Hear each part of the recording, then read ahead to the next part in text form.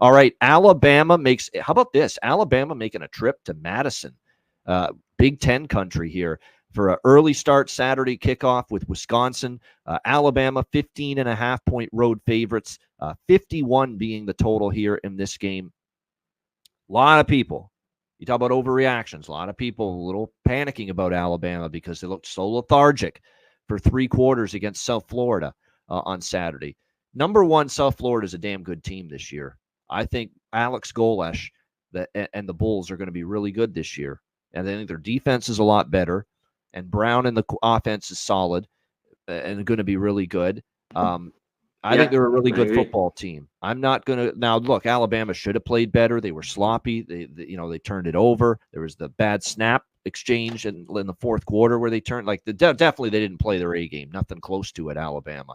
But I don't think we want to push the panic button that Alabama, struggled as long as they did with South Florida in that game on Saturday. And eventually in the fourth quarter, they pulled away. Obviously, they didn't come close to covering the number, which is a rarity, by the way, for Kalen DeBoer in non-conference play. Kalen DeBoer in non-conference play, especially as a bigger favorite, has been money in the bank until last week. But he's still got an excellent ATS record in his coaching career in non-conference play.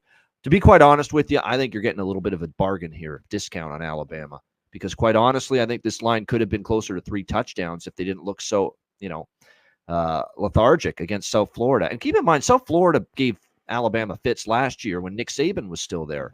Remember that game last year, South Florida, Alabama? That was a tough game, too, for Jalen Milroe. So maybe it's something that Alex Golesh in South Florida throws at Alabama that, gives them some trouble. Because that's 2 years in a row they struggled to separate from South Florida. I still think overall in the trenches, the line of scrimmage, they're too much for Wisconsin. Wisconsin has not impressed me one bit, not one little bit here in 2 games this season. They struggled mightily against Western Michigan. They were 24-point dogs. They didn't even come close to covering. Western Michigan was leading in the second half of that game. And that's a Western Michigan team that just got absolutely crushed by Ohio State, by the way, over the weekend. That was not impressive. I'm not a Tyler Van Dyke fan. I'm not a big fan of this guy at quarterback. It's an offense that hasn't been clicking. It's a defense that I don't think it's nearly as good as we've seen from the past Wisconsin Badgers additions.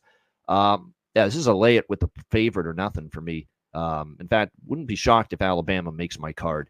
I think they look a lot better here, and I don't trust Wisconsin to hold up in the trenches against the Crimson Tide. And especially if they fall behind. Tyler Van Dyke leading this offense back through the back door. I'm not convinced of it. C-Mac, what do you think? Alabama, Wisconsin. Yeah, when I put this, Tyler Van Dyke, big game, don't want him. Now he's at home. They're getting 2 touchdowns. But I don't want him. I just don't want this team, this Wisconsin. Now they've been favored a lot more, not a 2-touchdown dog at home. But they've been awful against the number the last couple of years. They just haven't been very good at all. It seems like he's going to make a few mistakes in this one. Yeah, I get it's the first 2 games, but nothing impressive. Even last week, it was ho-hum. They got out to a 14-0 lead and just kind of cruised. South Dakota scored, 10 in the third. They added a touchdown there late. It was 2013 there in the fourth. I can't back them. I can't do it. And for you to touch on, because that's what I want to hit on last night, is, I want to back this South Florida team more and more, especially in certain situations. We already kind of hinted at it last week that they were getting better last year, and I'm going to look to it. Yeah, Bama just kind of messed around, and they finally hit the big plays, broke away there late in that fourth quarter to stretch that. But they're the better team inside and out. It's not the easiest place to play. I think Bama goes in there and wins, but I don't really want to lay, 2 touchdowns with them either. I'm off. Nothing wrong with that. Watch it for me here. Yep, nothing wrong with that, having that opinion.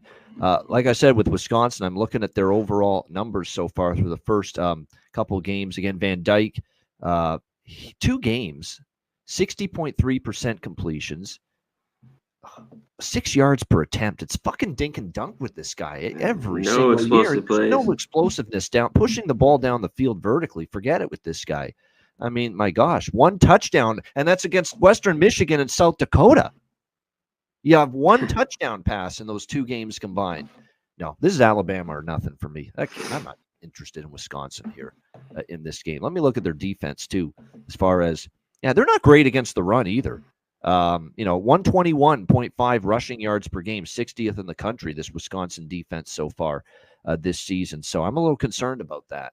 And I know Kalen DeBoer, is more of a pass-heavy guy, and the secondary's numbers are better for Wisconsin, but he's not taken Jalen Milroe's ability to run away from him.